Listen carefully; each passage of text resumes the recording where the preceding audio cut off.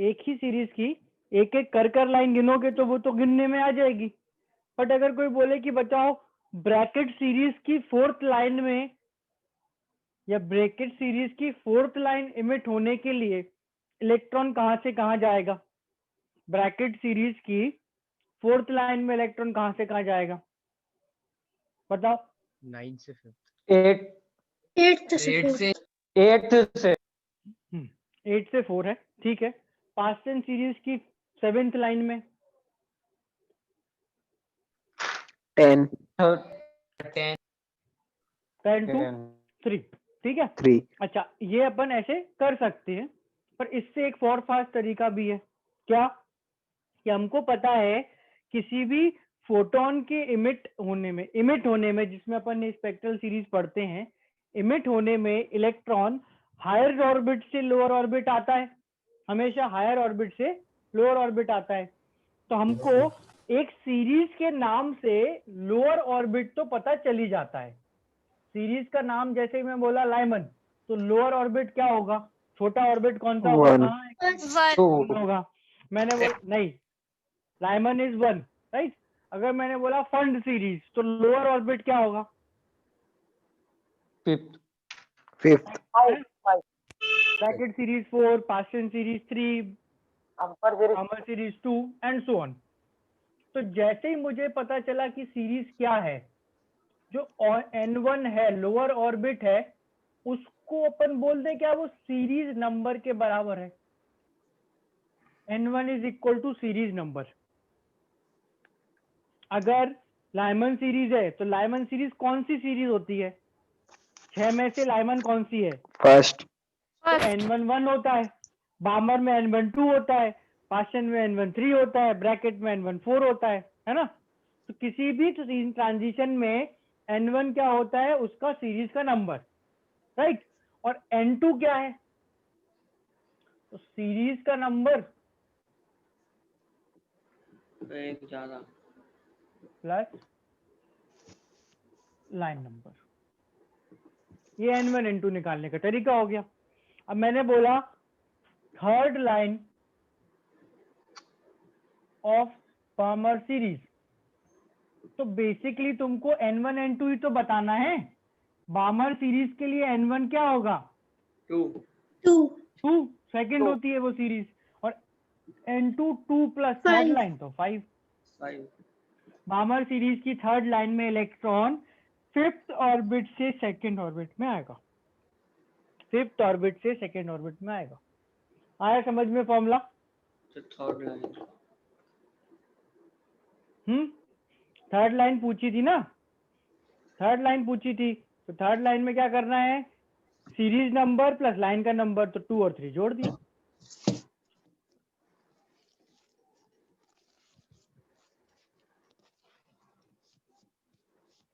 ठीक है, क्लियर है फॉर्मूला, यस सर। किसी को डाउट है ना। तो अपन बेसिकली अपन किसी भी सीरीज की कोई भी लाइन में n1 n2 बता देंगे। अब अगर एक बार n1 n2 बता दिया तो अपन से इन n1 n2 के बेसिस पे डिफरेंट लाइंस की एनर्जी, फ्रीक्वेंसीज, वेवलेंथ कंपेयर करवाई जाएंगी। डिफरेंट सीरीज की एनर्जी, वेवलेंथ, ये सब हमसे कंपेयर कराया जाएगा। तो अपन एक एक करके एकदम स्ट्रक्चर्ड वे में कंपैरिजन करते हैं।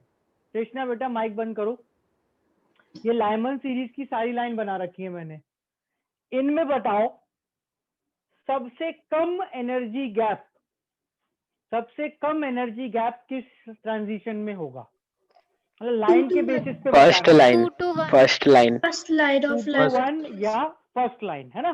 फर्स्ट लाइन में देखो सबसे छोटा गैप है, सेकेंड लाइन 3 से 1 में गैप बड़ा, थर्ड लाइन 4 से 1 और बड़ा, लास्ट लाइन में जो गैप है वो क्या है, सबसे ज्यादा।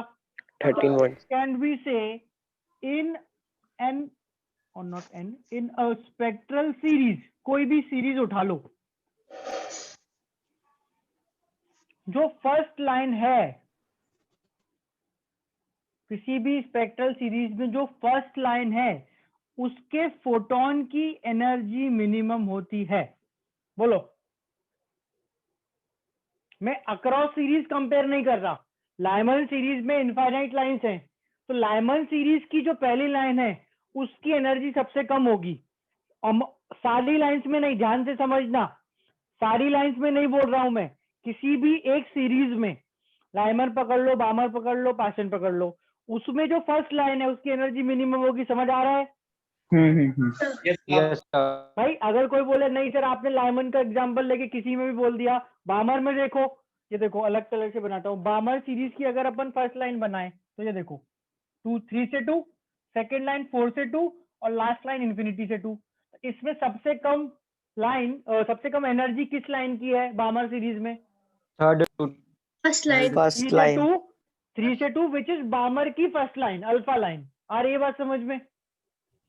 यस एक लाइन की सीरीज, एनर्जी क्या बेटा? सर यहाँ पे लाइन की एनर्जी मतलब फोटोन की एनर्जी जो हाँ, वापस लाइन आएगा। की एनर्जी मतलब वो फोटोन की energy, right right. Yes, sir. Line की एनर्जी मतलब फोटोन की एनर्जी, लाइन यानी वो photon, right. So it is first line E minimum. अच्छा, मिनिमम एनर्जी हुई तो नेचुरली फ्रीक्वेंसी भी सबसे कम हो जाएगी और लैम्डा मैक्सिमम हो जाएगा। ये समझ आया? Yes sir. यस भाई सर। एनर्जी तो फ्रीक्वेंसी के प्रोपोर्शनल है, तो एनर्जी सबसे कम तो फ्रीक्वेंसी भी सबसे कम, और लैम्डा उसके इनवर्स होता है। तो अगर एनर्जी सबसे कम तो लैम्डा सबसे ज्यादा। तो एक सीरीज में सबसे ज्यादा वेवलेंथ का फोटोन कब निकलेगा? फर्स्ट लाइन से जब लास्ट लाइन से, फर्स्ट लाइन से, फर्स्ट लाइन से सबसे ज्यादा वेवलेंथ, सॉरी सबसे ज्यादा वेवलेंथ फर्स्ट लाइन से, ठीक है। सबसे कम फ्रीक्वेंसी, सबसे कम एनर्जी फर्स्ट लाइन से, अल्फा लाइन से, ठीक है। फिर as we move first class, second, third, fourth, और आ गई लास्ट लाइन। लास्ट लाइन में सब कुछ उल्टा।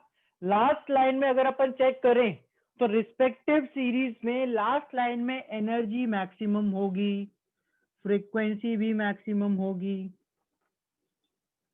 और लैम्डा मिनिमम होगा। Yes sir. हाँ, एनर्जी सबसे ज्यादा, फ्रीक्वेंसी भी फिर सबसे ज्यादा और मिनिमम वेवलेंथ, ठीक। ये तो हो गया किसी स्पेक्ट्रल सीरीज में। ये कंटिन्यूड है। In a spectral series as you move from alpha line to last line, alpha line से लास्ट लाइन जाओगे तो एनर्जी क्या होगी? बढ़ेगी कम होगी? बढ़ेगी। बढ़ेगी फ्रीक्वेंसी बढ़ेगी। बढ़ेगी। और वेवलेंथ कम हो जाएगी। कम एनर्जी बढ़ेगी, फ्रीक्वेंसी बढ़ेगी, वेवलेंथ कम होगी। फर्स्ट लाइन की एनर्जी सबसे कम, लास्ट की सबसे ज्यादा। फर्स्ट लाइन की फ्रीक्वेंसी सबसे कम, लास्ट की सबसे ज्यादा। फर्स्ट लाइन की वेवलेंथ सबसे ज्यादा और लास्ट की सबसे कम। ये किसी भी सीरीज में अप्लाई कर सकते हो, हर सीरीज के लिए ट्रू है, ठीक है। ये अपन ने कंपैरिजन करा किसी एक सीरीज के लिए, किसी एक सीरीज में डिफरेंट लाइंस की एनर्जी, वेवलेंथ, फ्रीक्वेंसी कंपेयर करी। इसमें किसी को डाउट है?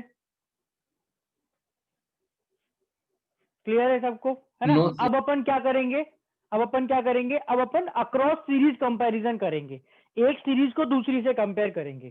देखो, उसको आइडिया लगाने के लिए let look at this diagram. इसमें देखो, इसमें ये लाइमन सीरीज है ब्लैक कलर में और ब्लू कलर में बामर सीरीज है। लाइमन बामर कंपेयर कर लो, आइडिया तुमको सबका लग जाएगा। लाइमन सीरीज में आंसर करना either alpha beta gamma last इसके टर्म्स में, ठीक है।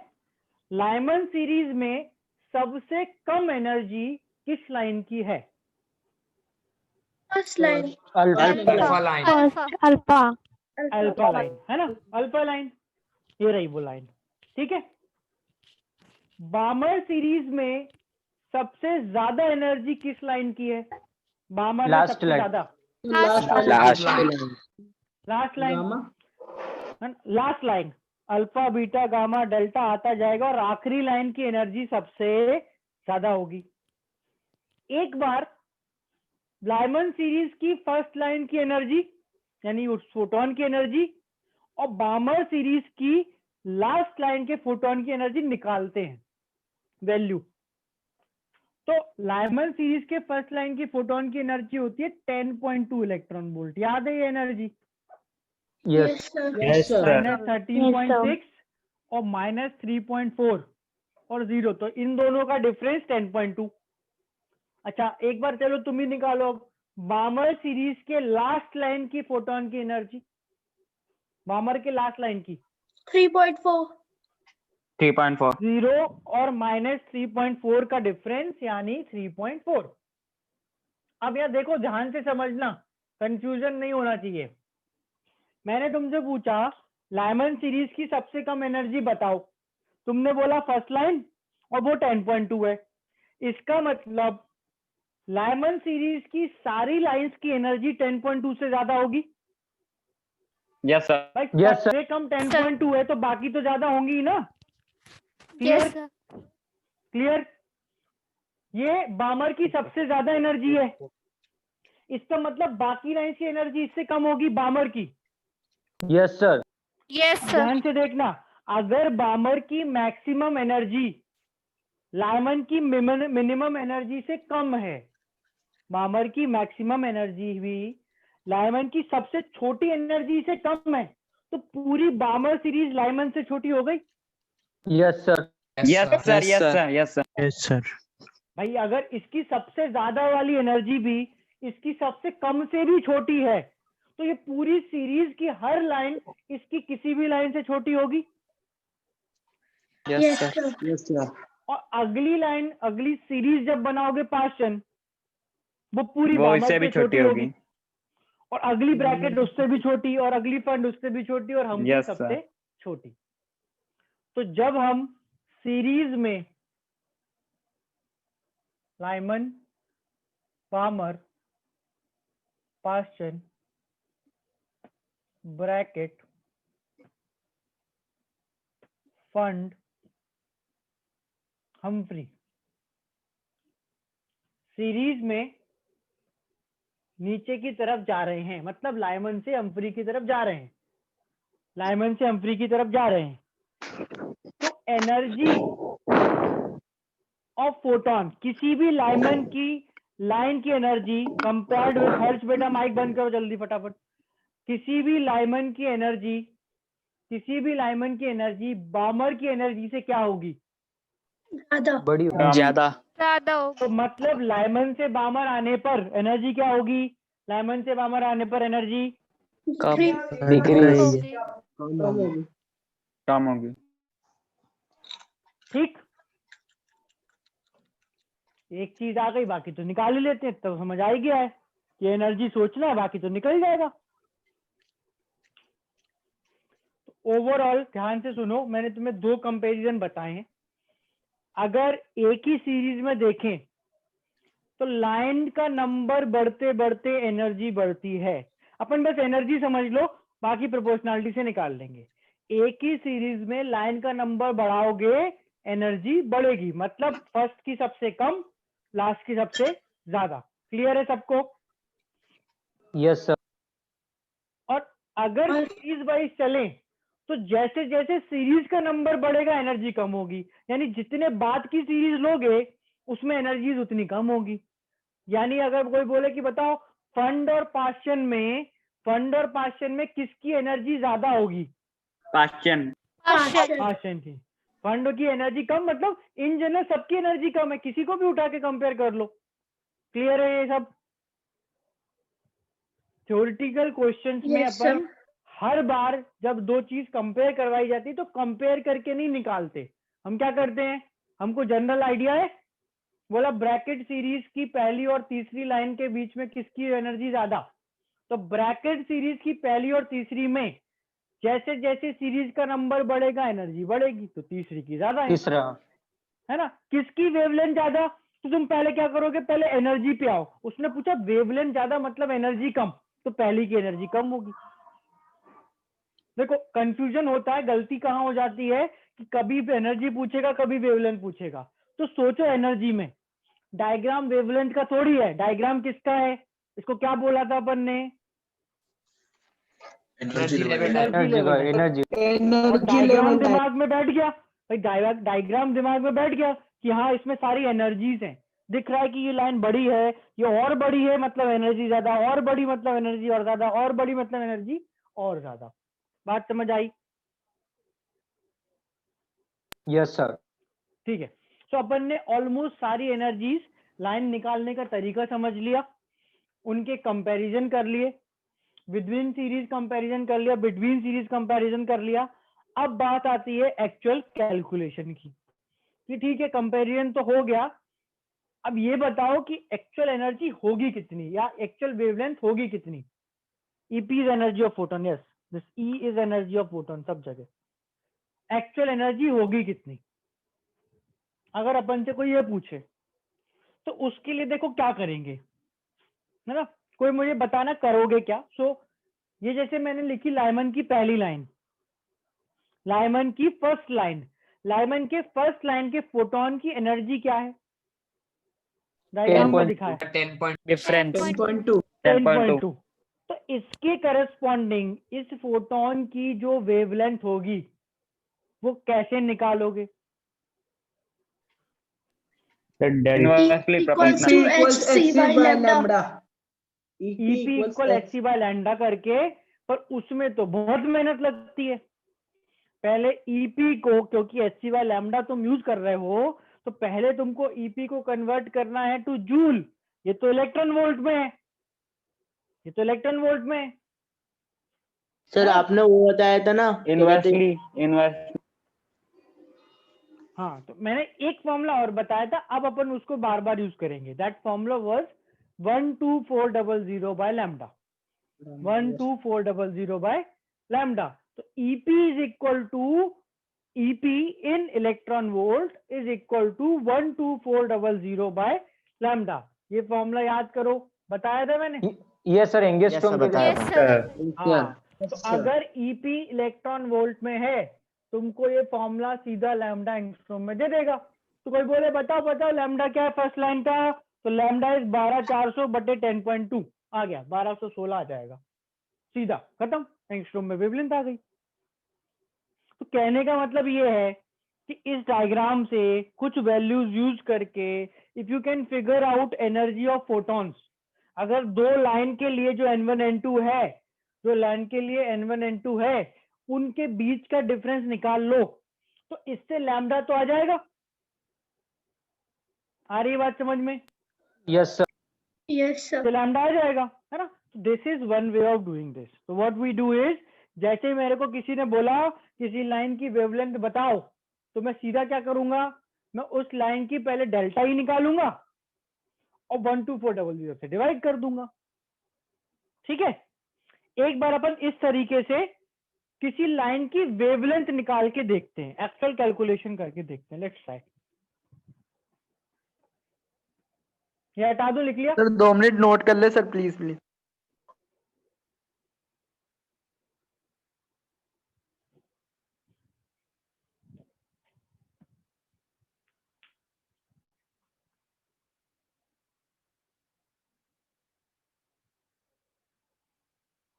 नोट हो जाए बता दो जल्दी।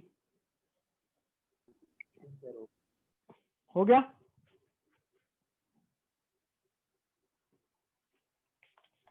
Yes, sir.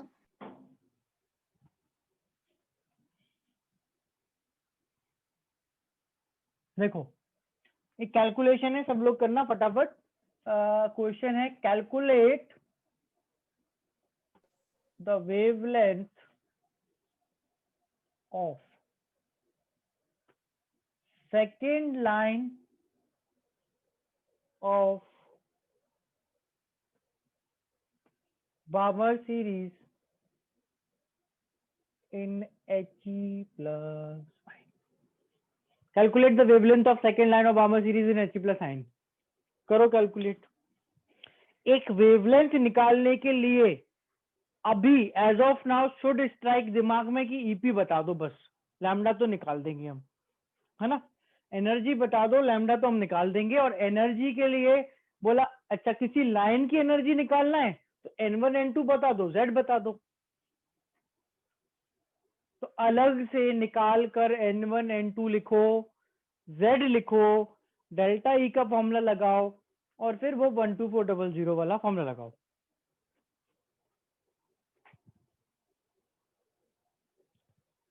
सर एटम तो हाइड्रोजन ही है ना? He प्लस आयन बेटा दिख नहीं रहा लिखा है।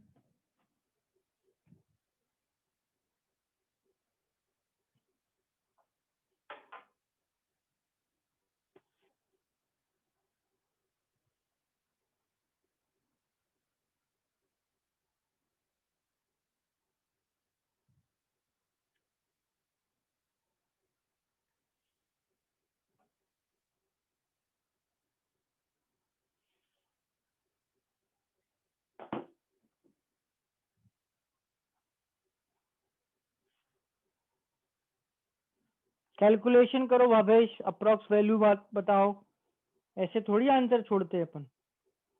फाइनल आंसर बताओ।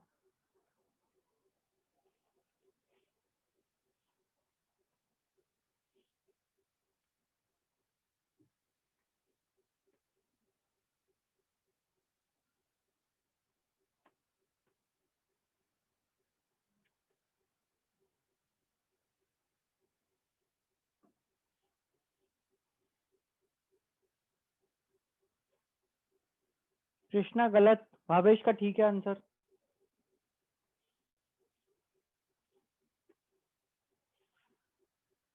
अबीर का भी ठीक है, विवेक का ठीक है, तनिष गलत, श्रुति गलत,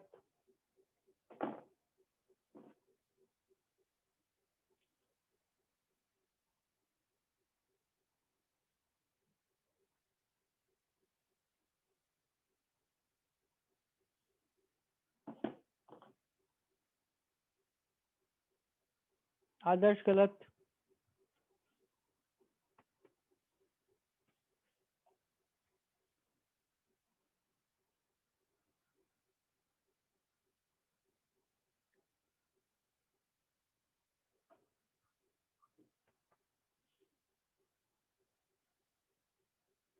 तो श्रीनिवास क्या आंसर करा बेटा आपने? देवेश ठीक है, आदित्य भी ठीक है, शिवम का भी ठीक है, स्वास्तिक का भी ठीक है, मुस्कान गलत। देखो सी, तो अपन को N1 N2 और Z तो He प्लस है तो 2 हो जाएगा। N1 and N2 तो बामर सीरीज के लिए N1 2, सेकेंड लाइन के लिए N2 4। चेक करो Z N1 N2 clear. Harshal बेटा इससे छोटा आएगा ना आंसर थोड़ा। N1 N2 Z क्लियर है ना। फिर इसके बाद निकाला डेल्टा ई, फॉर्मूला लगाया 13.6 into z square 1/N1 square, N1 कितना है 2, 2 square minus 1 N2 square 4 square. इसको सॉल्व करो 13.6 इंटू 4 1/4 माइनस 1/16। इसको सॉल्व करोगे 10.2 आएगी वैल्यू, और 10.2 आई तो लैम्डा।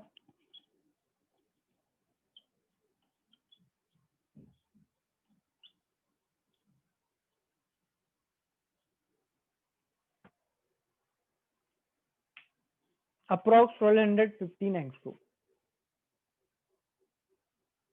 समझ आया?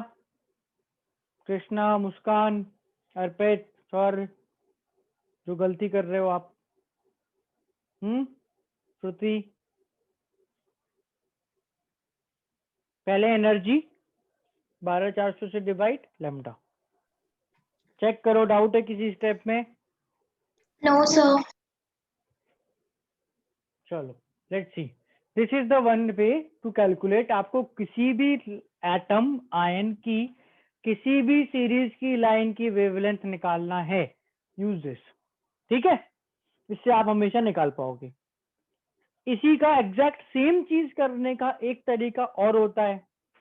वो अपन क्या करते हैं तरीके में कि हमने देखो यहाँ पर ओवरऑल करा क्या, इस फॉर्मूले से डेल्टा ई निकाला और इस डेल्टा ई को hc बाय लैम्डा के बराबर रखा, डेल्टा ई को hc बाय लैम्डा के बराबर रखा ये, और उसमें प्रॉपर जो कन्वर्जेंस है वो लिख के एक फॉर्मूला याद कर लिया कि अगर सीधा लैम्डा चाहिए तो 12600 बाय 10.2 से आएगा। अब यही एग्जैक्ट सेम काम किसने करा था? रिडबर्ग ने।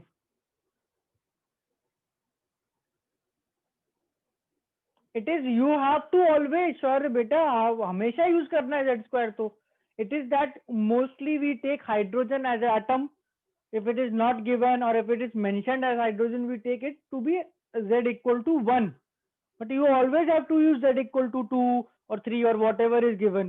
मैंने He plus बोला तो you have to take z equal to 2. Mostly happens is कि हाइड्रोजन एटम की बात करते हैं, and if it is hydrogen atom then you have to take it as 1, but otherwise you have to take whatever is given, right?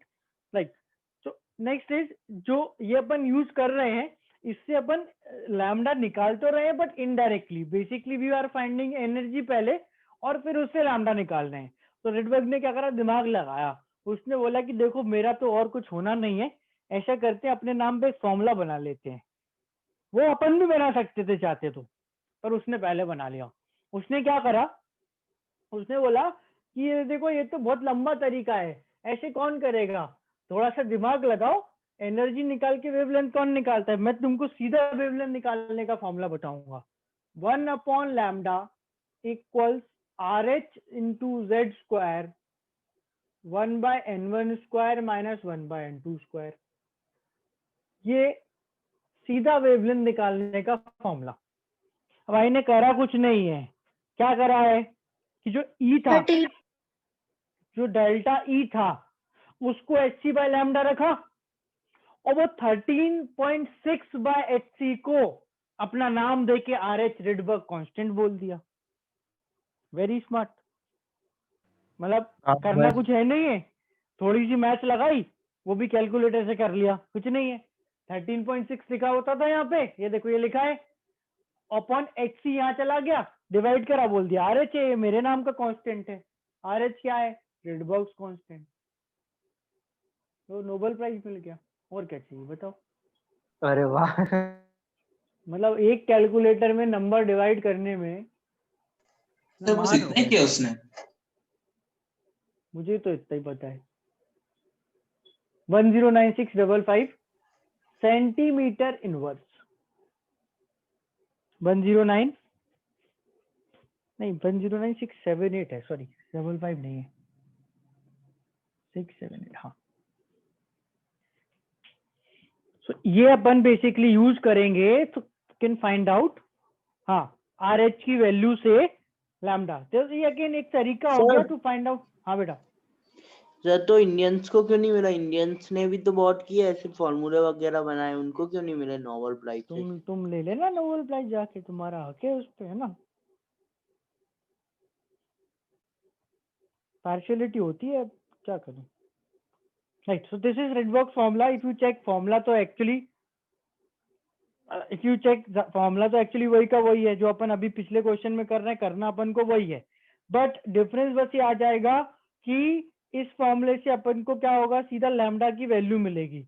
हमको lambda की value actually में in reality बात करूं तो लैम्डा की वैल्यू निकालना उससे ज्यादा आसान है, एनर्जी वाला ज्यादा इजी है, क्योंकि अपन को एनर्जी की धीरे धीरे वैल्यूज भी याद हो जाती हैं, और वैल्यू याद हो गई तो अपन उससे जल्दी निकाल लेंगे, है ना। बट ये अपन पे डिपेंड करता है, अपनी कैलकुलेशन फास्ट है, हर किसी की थोड़ी है ना।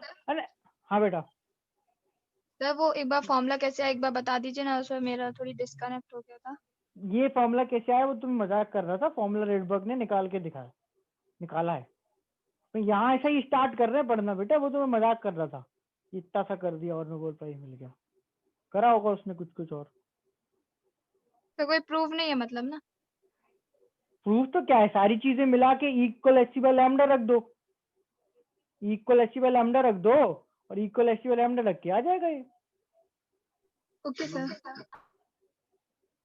राइट, सी अब देखो अपन इस RH को यूज करेंगे, z वैल्यू रखेंगे 1/n1 1/n2। If you check, अगर मैं इस फॉर्मूले को यहाँ अप्लाई कर दूं, इसी चीज को यहाँ अप्लाई कर दूं, तो लैम्डा की value should come out to be 1215, पर इसमें एक प्रॉब्लम है, क्या कि अगर हम इस फॉर्मूले में सब वैल्यू रख के आंसर निकालेंगे, देखो चेक करते हैं, ट्राई करते हैं, let's try the previous question using this. तो अपन इस फॉर्मूले से अगर इसको ट्राई करें, ये डायग्राम हटा दूं, उसकी जरूरत तो नहीं पड़ रही, अब हटा दूं diagram. Yes sir. Yes sir. अगर हम रिडबर्ग फॉर्मूले से ये सेम क्वेश्चन करके देखें, उसके नीचे RH के नीचे थोड़ी जगह छोड़ना है ना, उसको लिखना है वहां पे। तो अपन क्या करेंगे, 1/λ इक्वल्स RH, Z की value 2 square, 1/n1 2 square minus 1/n1 4 square. तो 4 into RH 16 minus 4 upon 4 into 16, 12, 4 से 4 कटा, 12/16 इज 3/4। तो ये अपने आ गया 3RH/4। अब देखना ये 1/λ है, तो लैम्डा क्या होगा, 4/3RH। लैम्डा 4/3RH है। अब अगर मेरे से कोई बोले बताओ अच्छा लैम्डा ठीक है 4/3RH, तो वैल्यू क्या है, तो लैम्डा इक्वल्स 4/3 इंटू 109678। डिनोमिनेटर बड़ा हो गया वो। बहुत बड़ा हो गया। जैसे ये बड़ा हो जाता है अपन को डर लगने लगता है कि अरे यार इसको डिवाइड कौन करेगा, अब ये नई मुसीबत आ गई। होता है ऐसा, मेरे साथ तो होता है। और जैसे दूसरा एक एमस्ट्रॉन्ग चीज में कर चलो देते हैं। कर लेते हैं, वो तो कर लेंगे। पहले ये बताओ RH की यूनिट देखो, वहां पे RH की यूनिट क्या है, सेंटीमीटर इनवर्स। सेंटीमीटर क्यों है? इनवर्स। तो ये सेंटीमीटर में आया है, पहले तो ये ध्यान रखना। RH का उल्टा है ना, RH सेंटीमीटर इनवर्स में है, तो लैम्डा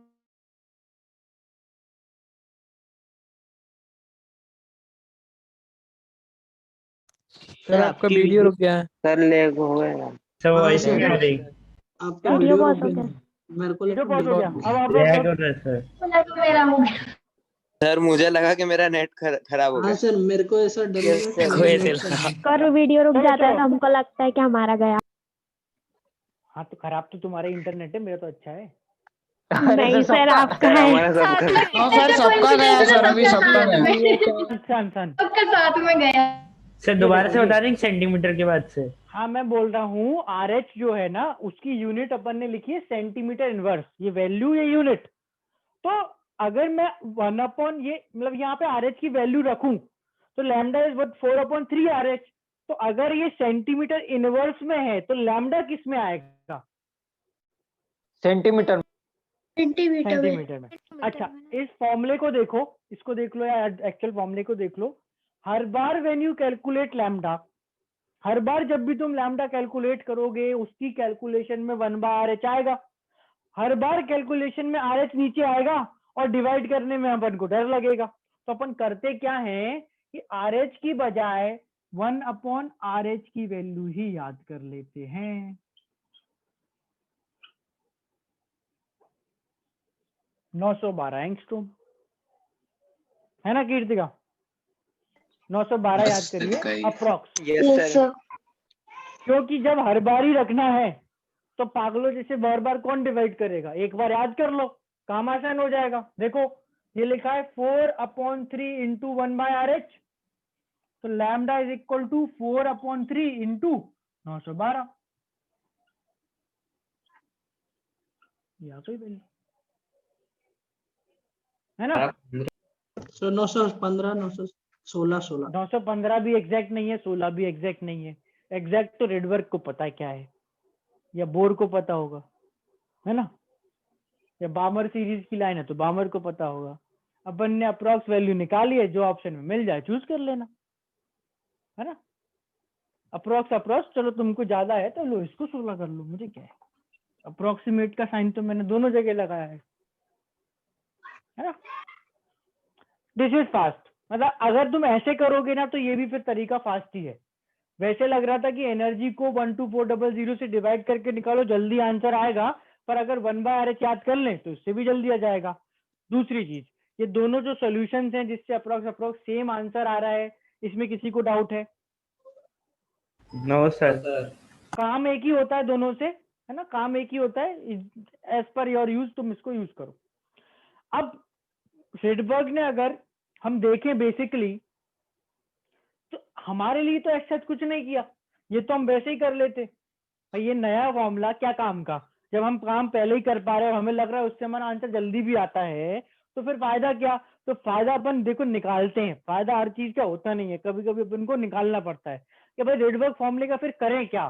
तो रेडबर्ग फॉर्मूले का एक काम करो, रेडबर्ग फॉर्मूले से रेशो निकालो, और उसके खूब सारे आते हैं क्वेश्चन। रेडबर्ग फॉर्मूले का यूज करो और रेशो निकालने में यूज कर लो।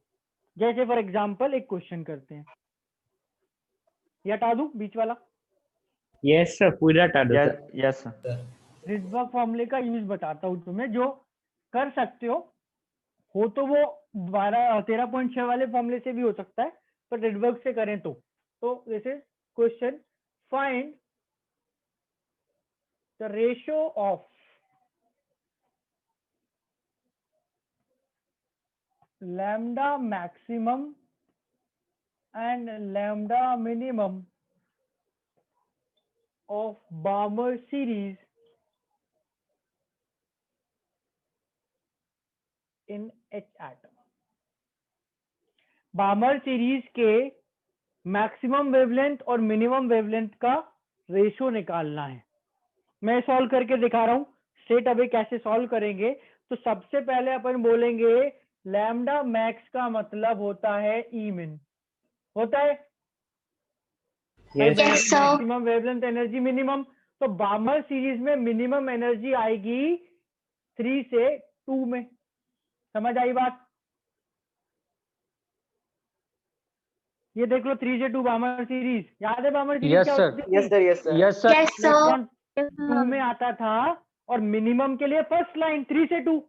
फिर बोला लैम्डा मिनिमम का मतलब होता है ई मैक्सिमम, मतलब बार्मर सीरीज में इन्फिनिटी से 2, ठीक बात। फिर अपन ने लगाया Rydberg formula 1 upon lambda max equals R H 1 square 1 upon 4 minus 9। Check करो कैलकुलेशन समझ आ रही है ना। थोड़ा सा सिंप्लीफाई कर लो, 9 माइनस 4 5/36। तो 1 upon lambda max equals 5 RH upon 36। Next step में यहां दिखा दो lambda max equals 36 upon 5 RH। Value गलती से भी मत रखना, रेशो पूछा है, रेशो में वैल्यू कम से कम रखी जाती है। फिर बोला 1 अपॉन लैम्डा मिन फॉर्मूला लगाओ, है ना, RH into 1 square 1 upon 2 square का 4 माइनस इंफिनिटी 1 अपॉन इंफिनिटी 0 हो गया, लैम्डा मिनिमम आ गया RH/4।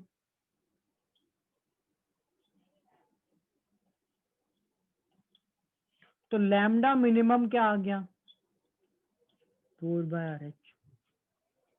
आखिरी का काम मैं कर देता हूं तुम्हारे लिए, शायद तुमसे हो ना पाए। तो लैम्डा मैक्स अपॉन लैम्डा मिन इज 36/5 RH अपॉन 4/RH।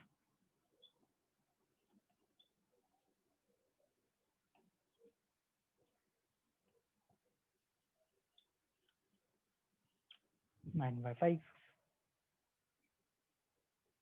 अब हमने ऐसा क्यों किया, किसी को दिमाग में ये भी चल रहा हो सकता है कि सर आप बोल रहे हो, हम मान रहे हैं, हम कर भी लेंगे क्योंकि आप बोल रहे हो, बट ये वैसे ना हो तो उस वाले क्वेश्चन उस वाले फॉर्मूले से भी जाता, तो मैं मना नहीं कर रहा, हो जाता।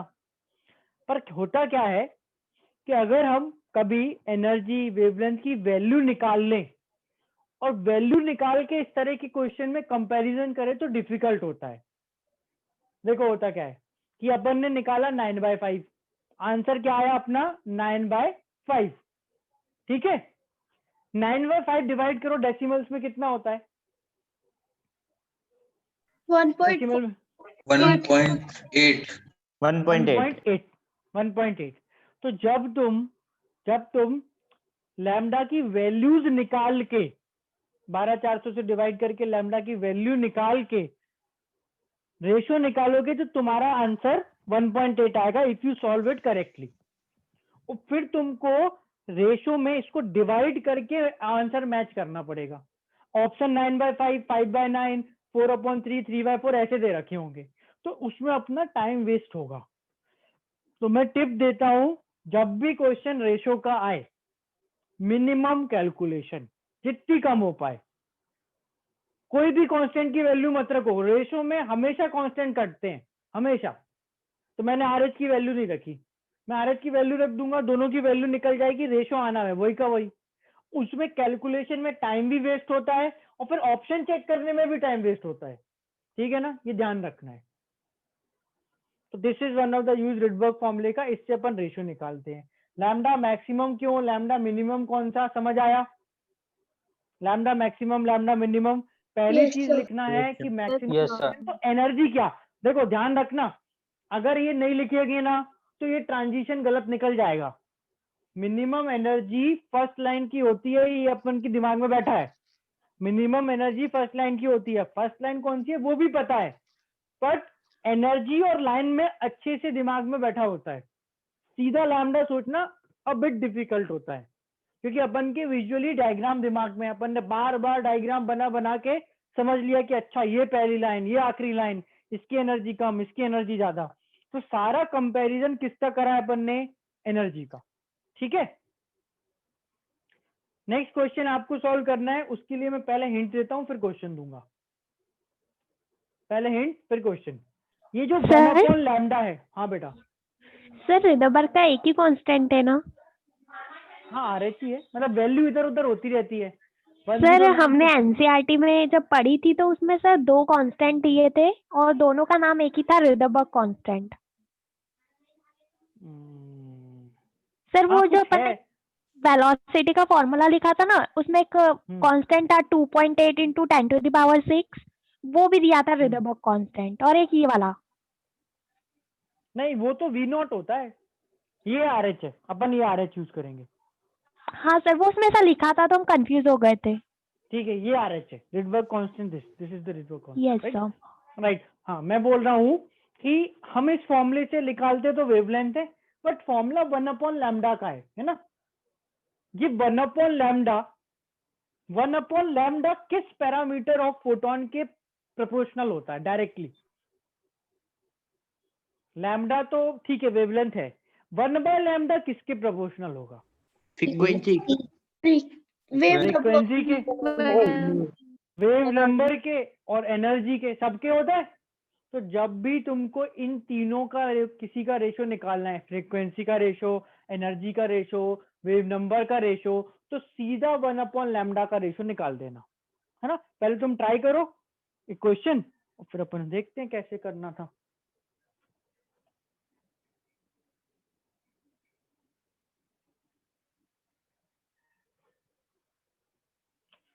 Find mu maximum of Balmer series upon mu minimum of Leibniz। Atom नहीं दे रखा है, अपनी मर्जी से कुछ भी ले लो।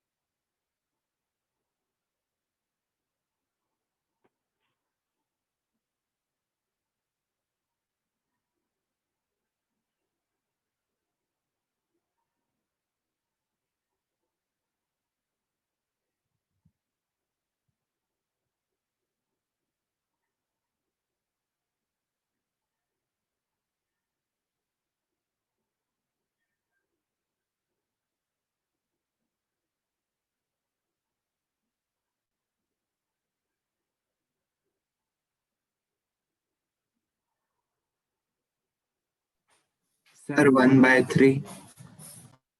1/3 आया, एक आंसर 4/1 भी आया है।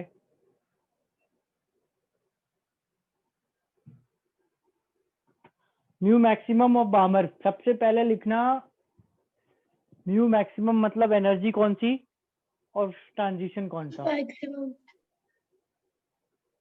फिर इसमें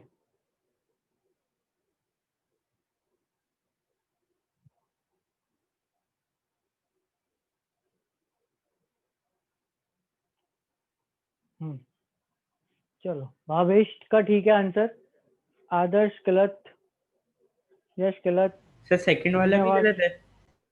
पहला देखा मैं। श्रीनिवास का ठीक है, विवेक का गलत है, आदर्श का ठीक है, हाँ, कीर्ति का भी ठीक है, आयुष गलत, अभिषेक ठीक है आपका, देवेश का ठीक है, आदर्श का भी ठीक है, आदित्य गलत। आदित्य बहुत कॉमन मिस्टेक है आपने जो करी है ना, नहीं करना सर है मेरा ये। आया क्या? आशीष आशीष बोला था मैंने आपका नाम, कहाँ गया आपका सर, नाम? नहीं, आदर्श हो रहा है। गलत गलत गलत, आशीष गलत आपका बेटा, मुस्कान गलत, अपूर्व गलत। आपने लाइमन सीरीज की लाइन गलत ली है आशीष, अपूर्व दोनों। लाइमन सीरीज में इलेक्ट्रॉन 2 से 1 आएगा, नॉट 3 से 2। कृष्णा गलत, रीमा गलत, अबीर का ठीक है। देखो म्यू मैक्स मतलब ई मैक्स, और बामर सीरीज में मैक्सिमम एनर्जी होती है इन्फिनिटी से 2 में। ठीक बात। 1/λ maximum is mu maximum by c. 1/λ mu by c होता है, लैम्डा इंटू म्यू सी होता है, तो 1/λ म्यू बाय सी हो जाएगा, is equal to R H Z1 ले लो स्क्वायर अपॉन 1/2 का स्क्वायर 4 माइनस 1/∞। तो म्यू मैक्सिमम आ जाएगा C into R H by 4। इस स्टेप तक देखो किसी को डाउट तो नहीं है? मैंने 1/λ को म्यू अपॉन सी लिख दिया और मैक्सिमम म्यू की कंडीशन लगा दी। क्लियर है ये? Yes sir. Next mu minimum, पहले तो यहाँ पे एनालिसिस करेंगे। म्यू मिनिमम मतलब ई मिनिमम, और अगर ये लाइमन सीरीज की मिनिमम फ्रीक्वेंसी है तो 3 से 2, तो mu minimum by C equals R H into 1 square 1/4 minus 1/9।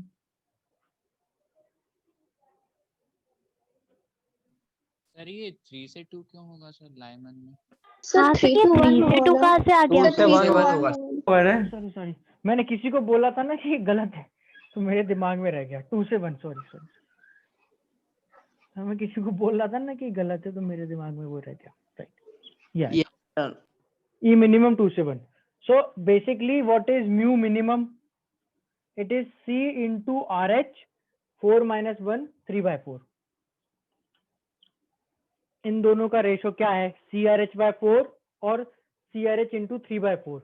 तो रेशो दिस विल बी, देखो यहाँ निकाल के दिखा रहा हूँ, तो अपनी कॉपी में नेक्स्ट लिख लेना, C into RH/4 upon 3 into C into RH/4।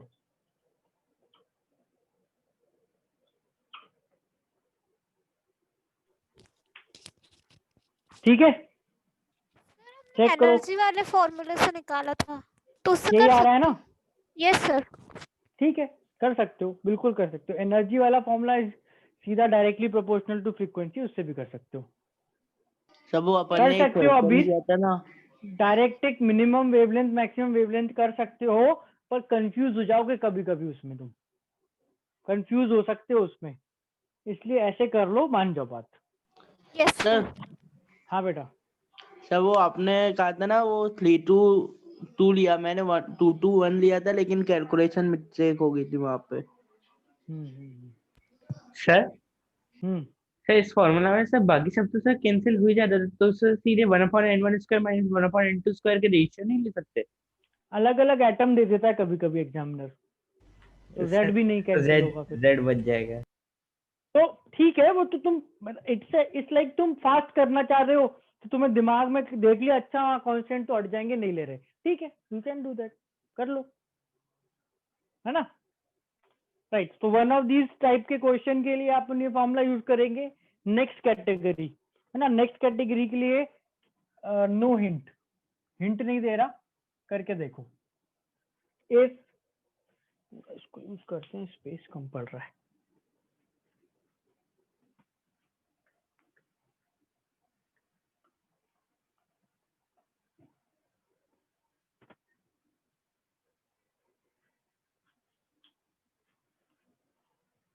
If the wavelength of second line of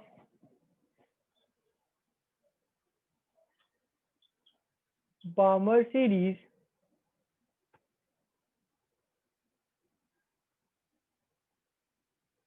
of an atom is x, find the wavelength of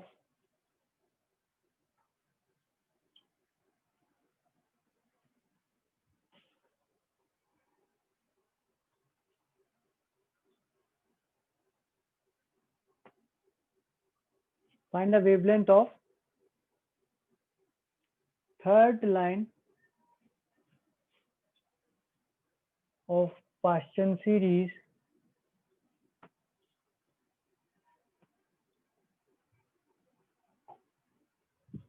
x के टर्म्स में आंसर चाहिए।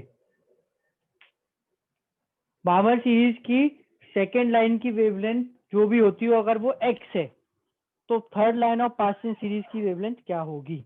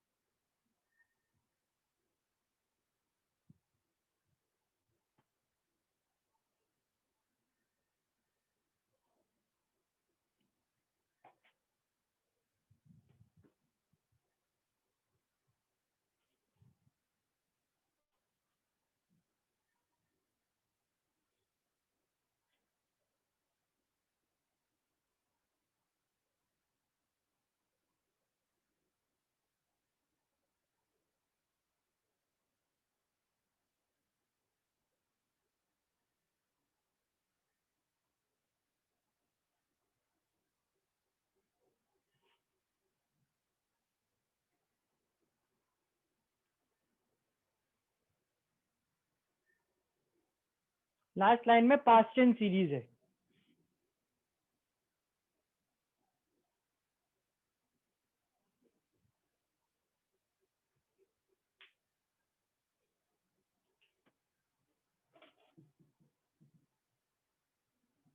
सर सही है क्या?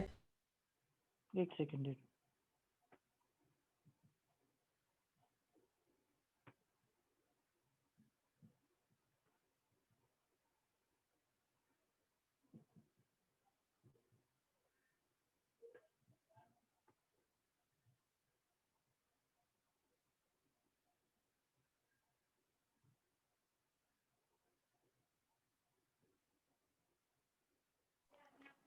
सर आंसर उसकी wavelength बतानी किस x के टर्म में सर। एक्स के टर्म में।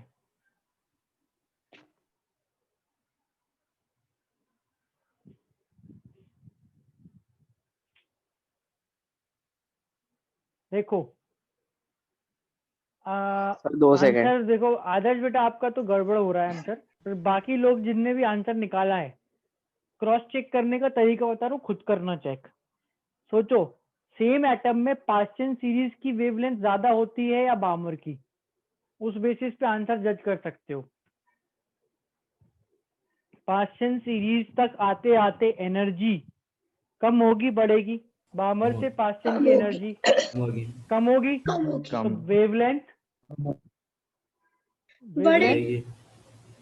आंसर तुम्हारा एक्स से बड़ा आना चाहिए आदर्श।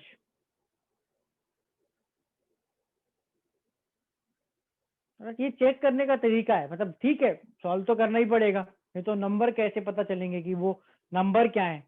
पर चेक करने का तरीका कि आंसर अपना x से बड़ा आना चाहिए, छोटा तो हम बोलेंगे ही नहीं। आंसर आया सबका सही है ऑल दो एक्सेप्ट आदर्श। नहीं शिवम, मैंने रेशियो मतलब x के टर्म्स में आंसर पूछा है ना, x के टर्म्स में करना, कुछ गलती हो गई कैलकुलेशन में।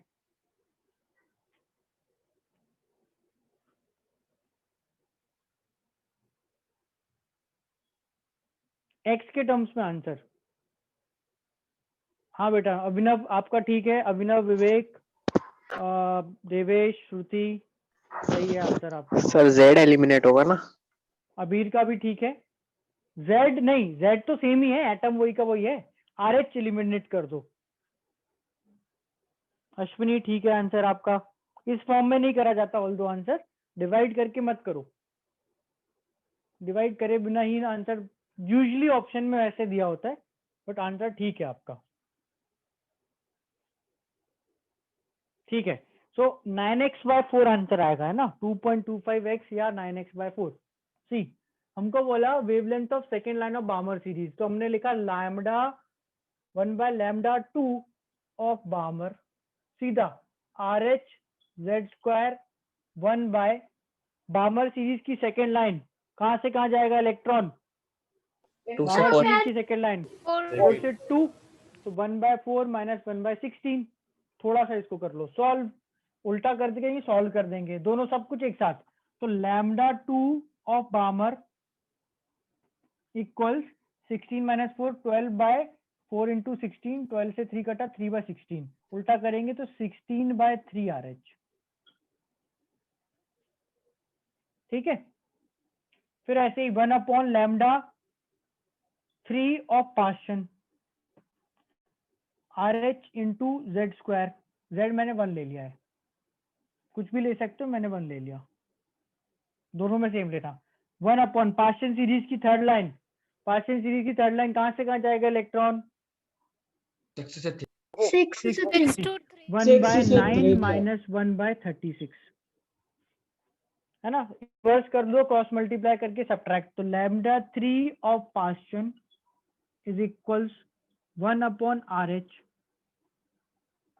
36 - 9 इज 27/9, 27 से 9 कटेगा 3, 3 से 36 कटेगा 12, तो 12/RH।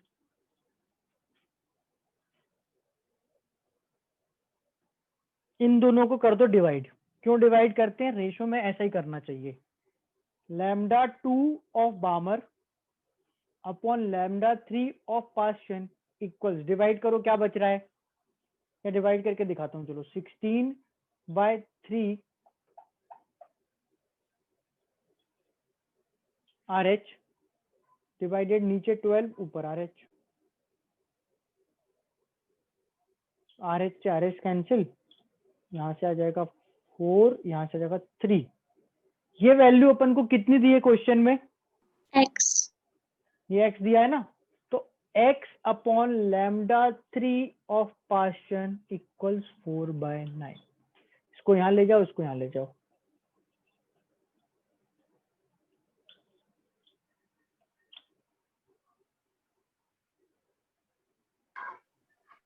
ठीक है। सर इधर दिखता ही नहीं है।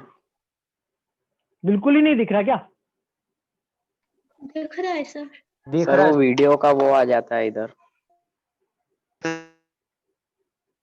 फुल स्क्रीन कर ले यार।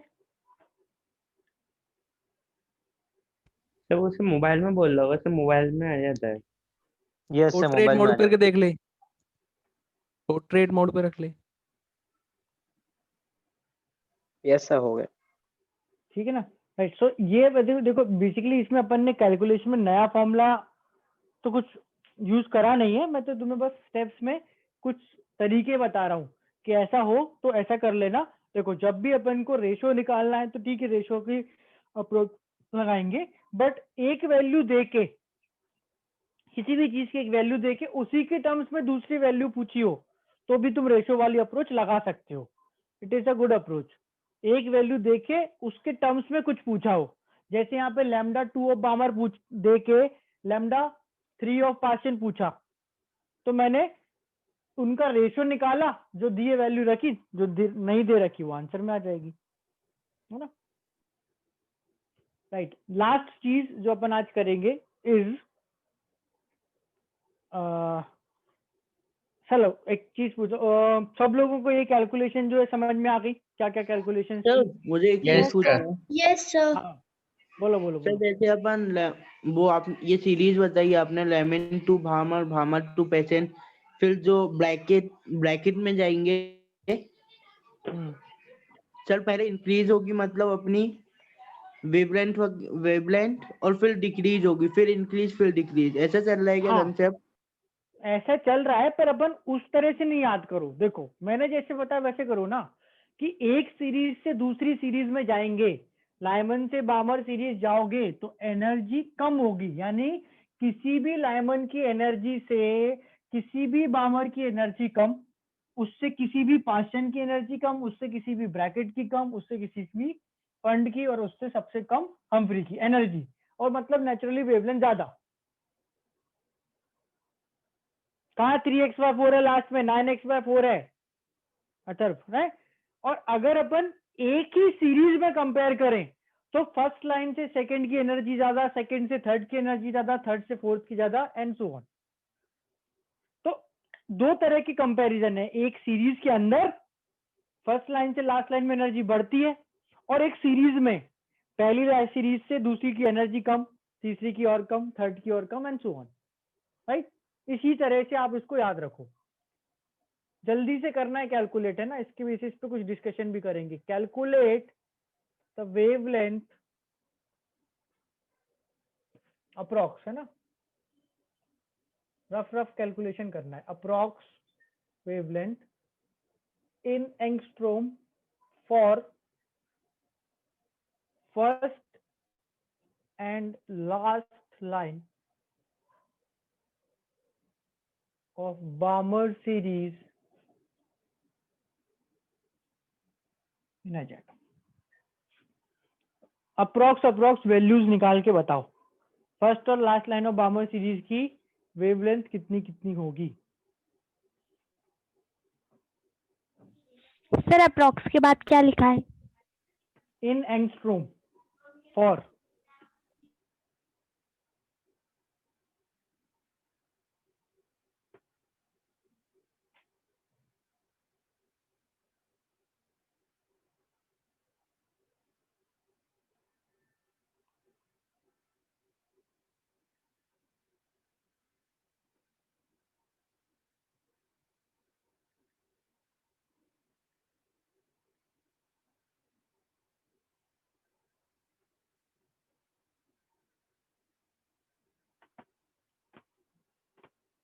वैल्यू चाहिए मुझे एंगस्ट्रोम में।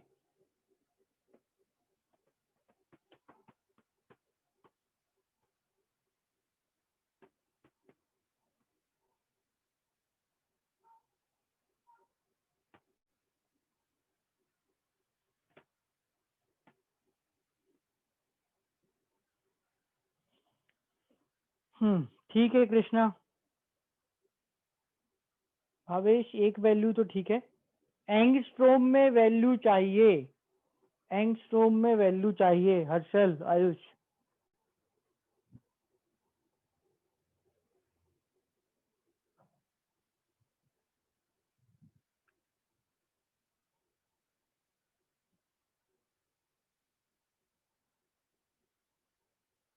अभी एक वैल्यू तो ठीक है आपकी।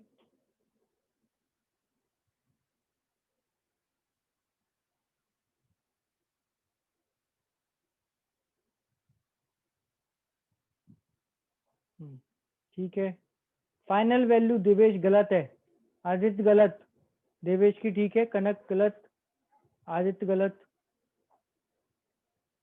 बामर series H atom first and last line, देखो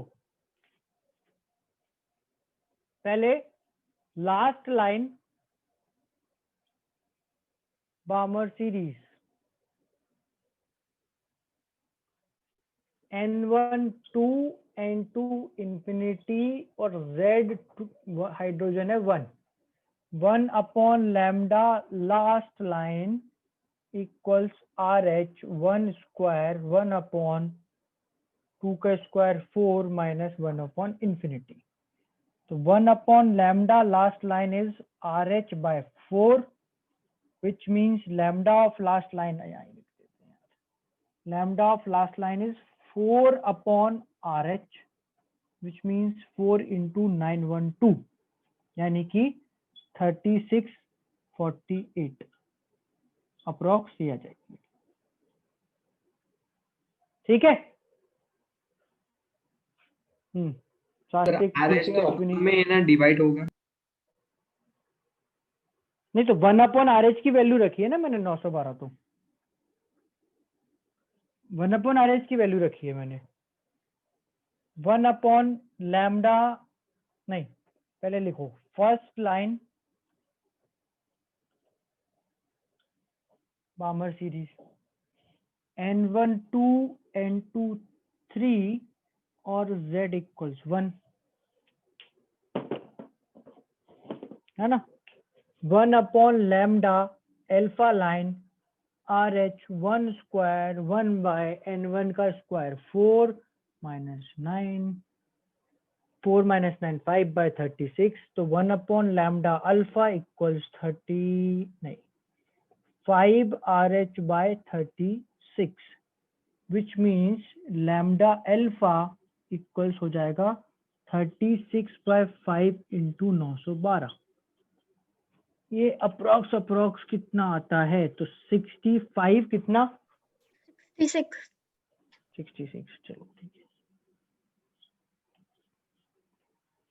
है। रफ पकड़े ये दो वैल्यूज आ गई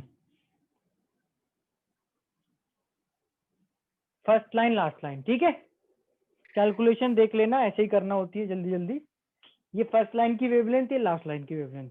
नाउ क्वेश्चन क्या अपन बोल सकते हैं हाइड्रोजन एटम में बार्मर सीरीज की लाइंस बाकी होंगी जो फर्स्ट और लास्ट तो निकाल ली बाकी सेकेंड थर्ड फोर्थ जो भी लाइंस हैं उनकी वेवलेंथ इन वैल्यूज के बीच होगी। यस लास्ट निकाली तो बाकी लाइन इन्हीं के बीच होगी। क्या उस बेसिस पे अपन बोल सकते हैं कि बार्मर सीरीज की सारी लाइंस विजिबल स्पेक्ट्रम में लाई करेंगी? Yes sir. Yes sir. देखो कर रही है रेंज मैच। ये अपन ने विजिबल की रेंज याद करी थी उसी में बार्मर सीरीज की हाइड्रोजन एटम में सारी लाइन आ गई। तो जहां तुमने बार्मर सीरीज लिखी है अपने नोट्स में वहां लिखो visible for H atom Balmer series visible for H atom. अपन तो एकदम प्रूव करके दिखा रहे हैं कि हाँ बार्मर सीरीज की पहली और लास्ट लाइन जो है उसकी रेंज विजिबल रेंज से मैच करती है। तो बार्मर सीरीज जो है is visible for H atom. ठीक है अब देखना ध्यान से। ये सबको समझ आ गया Balmer visible for H atom? Doubt तो नहीं किसी को? No sir. अब अगर बार्मर सीरीज विजिबल है तो इससे कम एनर्जी वाली रिकॉल करना यूवी रेस विजिबल के पहले यूवी और बाद में IR था इंफ्रारेड। Yes sir. और ऐसे जाने पर वेवलेंथ बढ़ती थी एनर्जी कम होती थी है ना। Yes sir. Yes Barmer series से कंपेयर करो। सब चीजें मैं मर्ज कर रहा हूँ धीरे धीरे समझा के। Balmer series of H atom से Lyman series of H atom की एनर्जी कम होती है ज्यादा होती है? ज्यादा होती है ना। अगर अच्छा वेवलेंथ कम होती सर कम। तो विजिबल से ज्यादा एनर्जी कम और होगी। कम वेवलेंथ इज यूवी। तो Lyman series UV region H atom. देखो ये तो वैल्यू निकाली है तो सबको मानना ही पड़ेगा। यूवी समझ आया क्या? बामर से अल्ट्रावायलेट की एनर्जी ज्यादा होगी तो विजिबल से ज्यादा एनर्जी अल्ट्रावायलेट की होती है। अल्ट्रावायलेट से विजिबल में एनर्जी कम हुई। अगली सीरीज कौन सी होती है? Paschen, infrared, Brackett, infrared, Pfund, infrared mic बंद कर लो, हम्फ्री, फार इंफ्रारेड।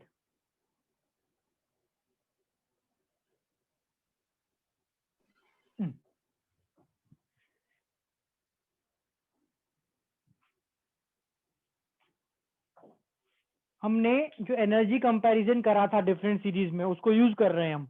हमको वैल्यूज से पता चल गया कि हाइड्रोजन एटम की बामर सीरीज तो विजिबल है, तो उससे ज्यादा एनर्जी वाली यानी कि लाइमन सीरीज यूवी होगी, कम एनर्जीज वाली इंफ्रारेड होगी। आ रही बात समझ में? पर ये जो वैल्यू हमने निकाली ये किसके लिए निकाली है? किस एटम के लिए निकाली है? This is only for H atom. ये थोड़ा सा आप ध्यान रखो। इन तीनों की रेट देखो, बामर तो मैंने निकाल के दिखाई है ना। लाइमन सीरीज जो है वो ज्यादा एनर्जी की होती है। बामर से लाइमन का एनर्जी कंपैरिजन करा था, यहाँ पे लिखा था लाइमन से बामर की एनर्जी कम, उसका उल्टा यूवी विजिबल। यूवी विजिबल नहीं है, यूवी रीजन है बेटा, ultraviolet region. Sir last line में क्या लिखा है? IR हम्फ्री के बारे में लिखा है इंफ्रारेड रीजन, तो हम्फ्री भी इंफ्रारेड रीजन में ही होती है। और you can say far infrared, it is infrared और फार इंफ्रारेड। तो बेसिकली फार इंफ्रारेड कहाँ पर आता है वर्ड कि अपन जैसे जैसे डिफरेंट डिफरेंट सीरीज पे जाएंगे ना तो इंफ्रारेड रीजन की रेंज खत्म होने लगेगी, और जब रेंज खत्म होने लगती है तो उसको अपन बोलते हैं इंफ्रारेड का एकदम आखिरी में इंफ्रारेड भी यहाँ पे खत्म ही हो जाएगी, दैट इज फार इंफ्रारेड, उसको फार इंफ्रारेड बोलते हैं।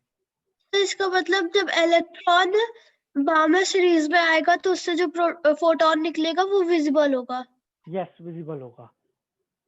अब ये जो सारी सीरीज है तुम्हें पता है इनमें सबसे पहले कौन सी सीरीज डिस्कवर हुई थी? लाइमन। नहीं, लाइमन। वो तो सबसे पहली है। बामर बामर क्योंकि वो विजिबल है, क्योंकि वो विजिबल है। विजिबल है। अच्छा, बामर का मेजर सब्जेक्ट क्या था जिसमें उसने पढ़ाई करी? Visible spectrum. Chemistry Physics। Maths था। मैथ्स था, क्यों? स्पेक्ट्रोस्कोपी भी नहीं था, मैथ्स, प्योर मैथमेटिक्स। जो बामर का दोस्त था बोर, उसने विजिबल स्पेक्ट्रम ऑब्जर्व किया था।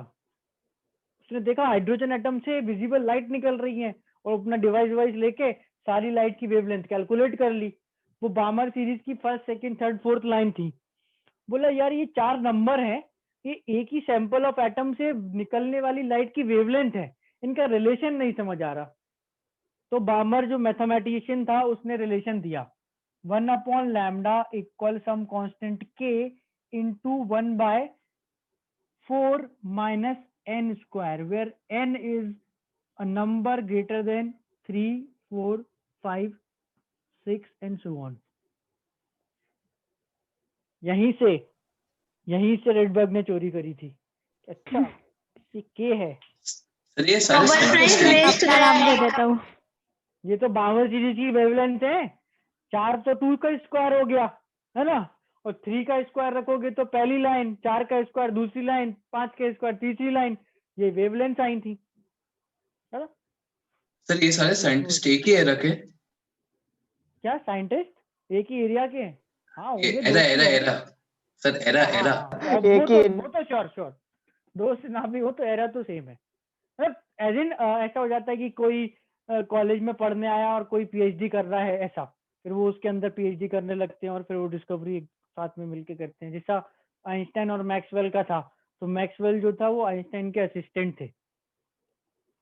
तो सर दोनों ये ने मिलके टेस्ला जो थे, टेस्ला की सबसे दुश्मनी थी ना? हाँ, क्योंकि टेस्ला ना वो मतलब वो बेसिकली क्या था, साइंटिस्ट थे मोस्टली, उनका गॉड की तरफ इंक्लिनेशन था, और टेस्ला एकदम एंटी गॉड, तो इसलिए थोड़ी दुश्मनी टाइप रहती थी उनकी। सर अगर बिल्कुल टेस्ला ऐसे होते, बोले तो अभी तक सुनने में आया, मैंने एक दो बार पढ़ा भी है, टेस्ला होते तो वो अभी तक कब से वो निकाल देते वायरलेस इलेक्ट्रिसिटी का कंसेप्ट। हाँ, कह रहा अब निकल ही गया ना अब। हाँ, उन्होंने वैसे कर लिया था, उनका वो क्या होता है, उसको इलेक्ट्रिसिटी एक जनरेटर है, वो वायरलेस इलेक्ट्रिसिटी के एक्सपेरिमेंट काफी पहले से करते थे। वो एक डायग्राम देखा होगा ना ऐसा, यस सर। अरे वो एक बीच में ऐसे गोला सा बना होता था, नीचे ऐसे ऐसे ऐसे ऐसे, और इसके ऊपर ये सर्किल, और यहाँ करंट ऐसा यस सर। कुछ था, ये Tesla coil, right, yes yes yes. Sir Edison ने भी तो उन्हीं का इन्वेंशन चुराया था। तो ये सब एक दूसरे की चोरी तो करते हैं, और क्या करते हैं। भाई सुनने में आया था, लेकिन मोहम्मद उन्हें माइक बंद कर ले। चलो राइट, नेक्स्ट क्लास। हाँ राइट, आज होमवर्क मैंने अभी तक कुछ दिया नहीं था शायद ना, होमवर्क बता देता हूँ फटाफट से। सर 1 मिनट लेफ्ट साइड हो जाओ सर। बिगनर बॉक्स 2 तो हो गया ना पूरा, बिगनर बॉक्स 3 कंप्लीट करना।